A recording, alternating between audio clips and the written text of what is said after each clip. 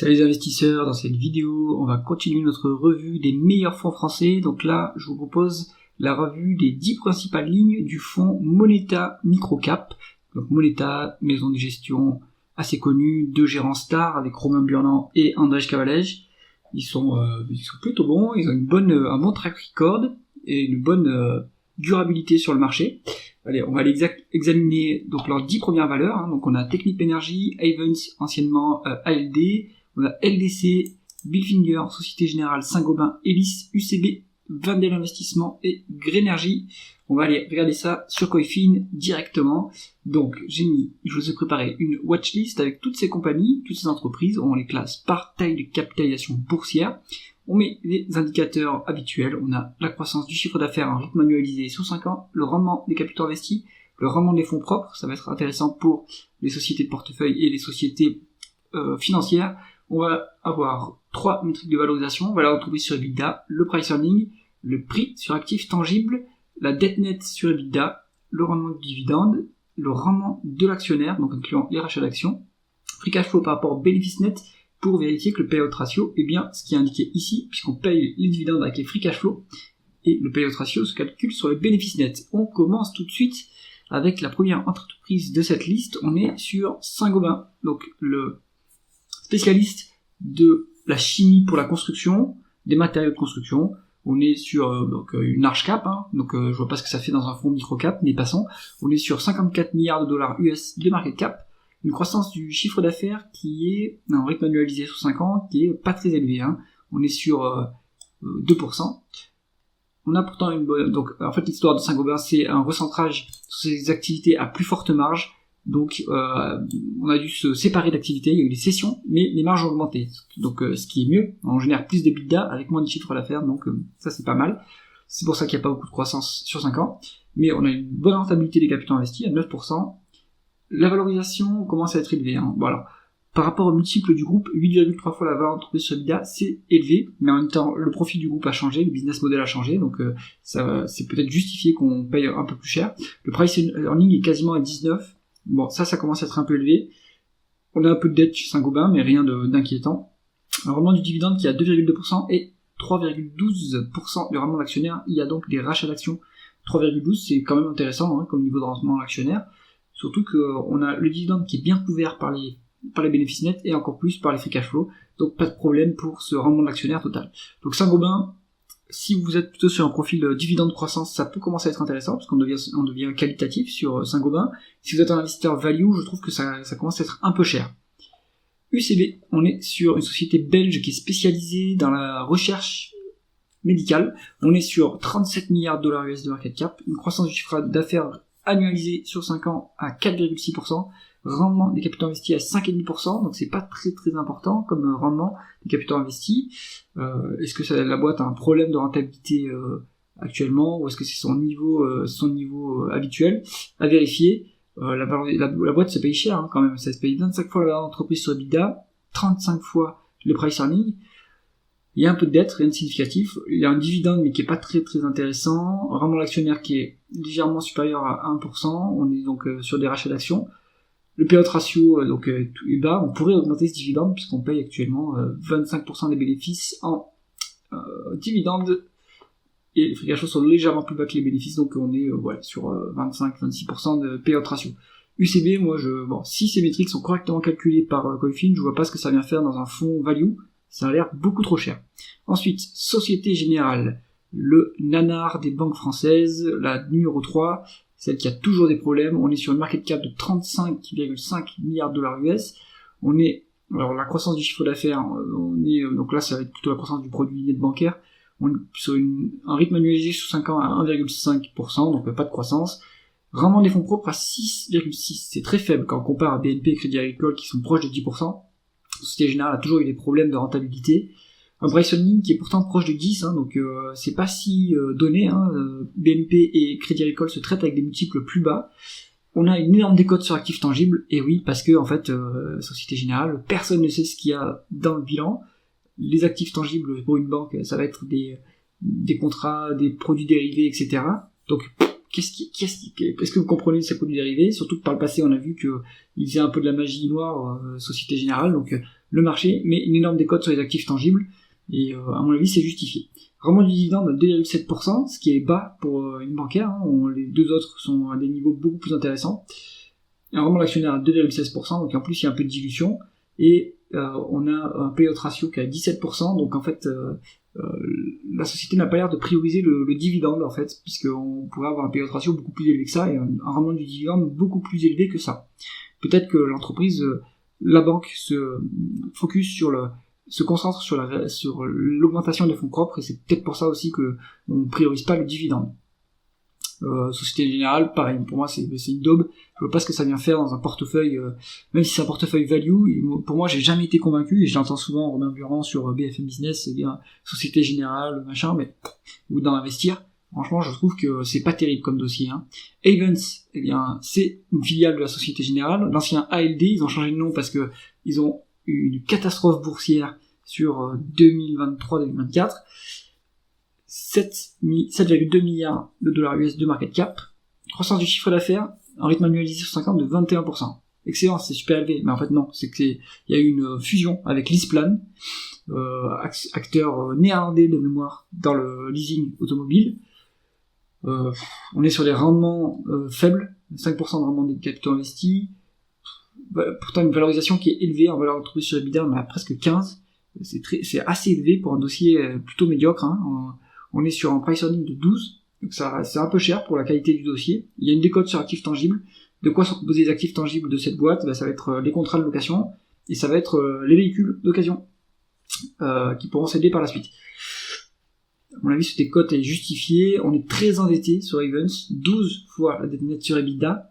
Donc, après, comme c'est une filiale de la Société Générale, la maison mère pourra toujours renflouer l'entreprise, mais en fait Ayvens c'est une banque, c'est pas du tout une boîte de location de voiture, puisqu'avec un bilan aussi chargé en dette, très risqué. Rendement du dividende à 4,6%, il n'y a pas le payout ratio, il faut aller voir en détail bien sûr la société, mais je crois qu'il verse une bonne partie surtout que les dividendes sont remontés à la maison mère, donc il verse une bonne partie des bénéfices nets en dividendes. Éloignez-vous de ce dossier, pareil, je vois pas pourquoi ils ont ça en portefeuille, c'est vraiment pas terrible comme dossier. Elis, on est sur le leader français de la blanchisserie industrielle, il travaille avec les restaurateurs et les hôtels. On est sur une market cap de 5,7 milliards de dollars US, croissance en rythme annualisé sur 5 ans de 6,9%. Elis, c'est surtout la croissance par acquisition. Ils essayent de mailler le territoire, ils font la croissance via la stratégie du nénuphar, puisque c'est une activité de service.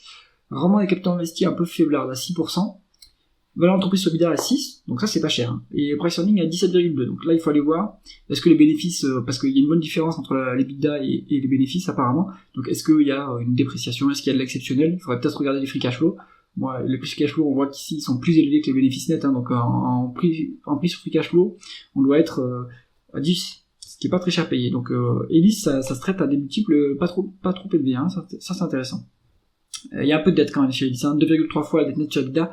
Ça c'est normal, la société elle fait la croissance par acquisition, donc elle a constamment besoin de lever de la dette. Ça c'est ça rend le dossier un peu risqué, mais le multiple ici il englobe la dette. L'entreprise c'est market cap plus dette nette, donc on est sur quand même un multiple qui reste faible même en incluant la dette. Vraiment du dividende à 2%. Il est pas si élevé que ça, le payout ratio est un peu faible à 30%, mais en fait c'est parce que le groupe doit prioriser le remboursement de la dette, donc ils peuvent pas envoyer un lourd dividende et négliger le paiement des intérêts, donc ça rentre en ligne de compte. Bon, après le groupe a largement les moyens de verser le dividende, puisqu'il est à 30 de payout ratio, et on a des free cash flow qui sont quasiment double des bénéfices nets, donc en fait on est à 17-18% de payout ratio, donc on a largement les moyens de verser ce dividende. Il y a un peu de dilution, vu que le rendement de l'actionnaire est inférieur au dividende, donc ça à regarder. Avec des free cash flow pareils, ça mériterait, et une valorisation pareille, ça mériterait qu'on rachète ces actions chez Elis. Bon dossier à creuser, Elis. Technip Energy, on est sur l'ingénierie énergétique, on est sur une market cap de 5,6 milliards de dollars US, 3,1% de croissance en rythme annualisé sur 5 ans, donc c'est une croissance plutôt lente. Vraiment les capitaux investis à 8,2%, c'est convenable. On est sur une valeur d'entreprise sur EBITDA de 7,1, donc ça, c'est moyen comme niveau de valorisation, c'est pas trop cher. Il y a un peu de la dette alors pardon, excusez-moi, je suis trompé de ligne. On est sur 4,5 fois la valeur d'entreprise sur EBITDA, donc c'est pas cher payé, là pour le coup. 14,4 en price earning. Et si on regarde les bénéfices nets par rapport au free cash flow, ils sont au double les free cash flow. Donc en fait, on est sur un price to free cash flow de 8. Il vaut mieux prendre en compte les free cash flow, à mon avis. On voit que la valorisation, en fait, est bradée, chez Technip Energies. C'est pas du tout cher. On est cash net en plus. On n'est pas endetté du tout. Il y a un rendement du dividende à 2,9%. Donc ça, c'est intéressant. Il y a un rendement d'actionnaire à 3,7%. Donc il y a des rachats d'actions en plus. Donc rendement d'actionnaire très sécurisé puisque le payout ratio est seulement à 26% et en plus on a les free cash flow excédentaires par rapport au bénéfice net. Donc Technip Energies c'est un bon dossier, franchement il faut aller le creuser. Wendel, donc là on est sur une société de portefeuille, une holding, des participations financières, donc c'est un peu particulier à analyser comme dossier. On est souvent en plus on a souvent une décote de holding sur ce genre de business puisque quand on est dans une holding, l'actionnaire ne maîtrise pas la circulation du capital entre les participations, donc il y a une couche d'opacité, on est dépendant du management. Market cap de 4,1 milliards de dollars US, pas de croissance du chiffre d'affaires, mais est-ce que c'est pertinent pour une holding? Je ne pense pas. Rendement des fonds propres, parce que là c'est la rentabilité qui est intéressante pour une holding, c'est de 6%, c'est faible. Le multiple qu'on va regarder, on l'a pas ici, c'est dommage, on n'a aucun multiple pertinent pour valoriser l'entreprise. Donc ce qu'il faudrait regarder c'est le price to book. On peut rajouter cette valeur-là. Si on met le price to book, on est sur une valeur, alors il faut aller chercher la valeur.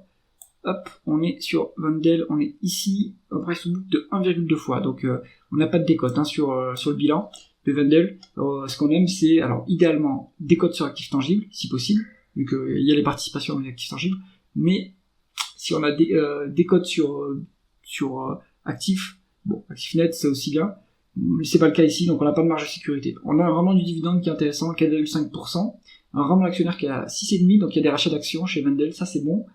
Le payout ratio, là je vois pas comment on calcule un payout ratio qui est, vu que les bénéfices sont négatifs. Alors pourquoi est-ce que les bénéfices sont négatifs? On est sur une perte pour Wendel, donc à analyser. Bon, moi en général le holding j'analyse pas, je mets ça plutôt dans la pile, trop compliqué, je préfère éviter.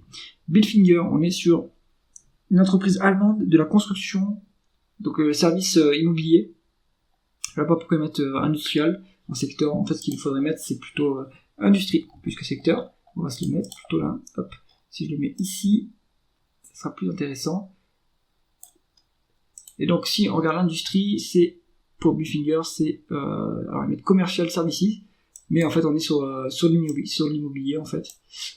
Alors market cap de 2,9 milliards de dollars US, 3% de croissance du chiffre d'affaires en rythme annualisé sur 5 ans.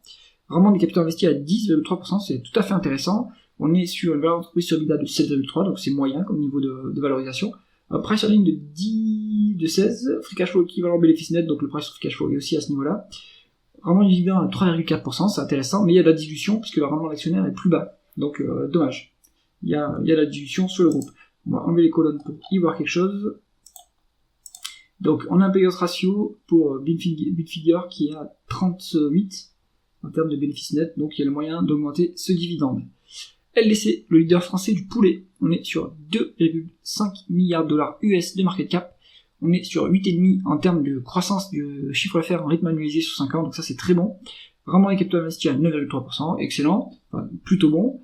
Valeur d'entreprise sur EBITDA de 3,6, donc ça c'est vraiment pas cher, c'est aussi le moins cher de la liste. Un price earning de 8,4, donc le marché met un multiple très bas pour l'entreprise. Attention que les free cash flow sont plus bas que les bénéfices nets, donc là on se retrouve sur une boîte qui en fait valorisé le double de ce qui est indiqué ici en termes de free cash flow. On est sur quelque chose qui est à 15, bon ça commence à être un peu cher. Vraiment du dividende 2%, vraiment de l'actionnaire à 4,1%, donc il y a des rachats d'actions chez LDC, ça c'est plutôt bon. Un payout ratio à 23,7%, donc ils priorisent pas le dividende, donc c'est pour ça. Il y a moyen d'augmenter le dividende, mais en fait ils utilisent des free cash flow pour payer les rachats d'actions. Attention que le rendement de l'actionnaire, les free cash flow sont plus bas que les bénéfices nets, donc ce payout ratio, en fait il a déjà 50%. Mais bon, LDC c'est pas cher payé, pour un numéro 1 en plus en France. Greenergy et Renovables, société espagnole de production d'énergie renouvelable, 1,2 milliard de dollars US de market cap, une croissance du chiffre d'affaires énorme en rythme annualisé sur 5 ans, donc ça c'est le signe d'une acquisition ou alors d'une société en très forte croissance. Vraiment des capitaux investis 6,4%, c'est moyen comme rentabilité. Voilà l'entreprise sur EBITDA de 13,4, donc en fait on a des multiples de croissance ici. Price earning de 19 avec des free cash flow négatifs, Donc attention ici sur ce dossier, on a pas de free cash flow, on a une forte dette, 4,7 fois la dette nette sur la EBITDA. Donc il faut voir, est-ce qu'il y a des loyers là-dedans, est-ce qu'il y a de l'IFRS 16 à vérifier. Moi je n'aime pas le secteur, donc j'en resterai à l'écart. Donc voici pour cette revue. Globalement, dans ce top 10, je pense qu'il y a quand même pas mal de bouse. Je vois pas pourquoi ils achètent. Alors après, moi c'est pas ils font des analyses plus dans le bilan. J'imagine pour Wendel et donc pour Wendel et pour Société Générale, puisque Romain Burnon était un analyste bancaire de mémoire avant, donc il sait analyser ce genre de dossier. C'est pas mon cas. Wendel, à mon avis, il sait aussi analyser ce genre de dossier. Mais bon, pour moi, tout ce que je vais mettre en trop compliqué, ça va être la Générale, Ayvens, Wendel et le dernier, la Green Energy. On va mettre ça en trop compliqué. Ça nous laisse peu de dossiers. Ça nous laisse Compagnie de Saint-Gobain, UCB, donc ça je mets à l'écart. J'aime pas les laboratoires pharmaceutiques. Ça nous donne Elis, Technip Energy et LDC. Voilà, ça fait et Bilfinger, mais c'est un dossier, pareil, c'est un secteur que j'aime pas, l'immobilier. Donc mon top 3 pour cette liste, ça serait en numéro 1, je mettrais Technip Energy, très bon dossier. En numéro 2, Elis. En numéro 3, LDC. Et en numéro 4, Saint-Gobain. J'espère que cette revue de portefeuille de Moneta Microcap vous a intéressé. Si c'est le cas, mettez un pouce vers le haut et pensez à vous abonner à la chaîne. À bientôt.